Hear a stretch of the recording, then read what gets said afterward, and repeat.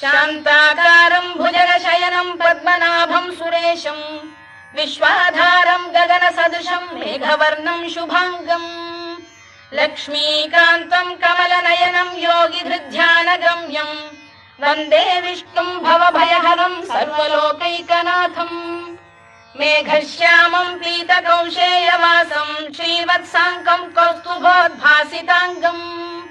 पुण्योपेतं पुण्डरीकायताक्षं विष्णुं वन्दे सर्वलोकैकनाथं नमः समस्तभूतानामादिभूताय भूभृते अनेकरूपरूपाय विष्णवे प्रभविष्णवे सशङ्खचक्रं सकिरीटकुण्डलं सपीतवस्त्रं सरसीरुहेक्षणं सहारवक्षस्थलशोभिकौस्तुभं नमामि विष्णुं शिरसा चतुर्भुजम्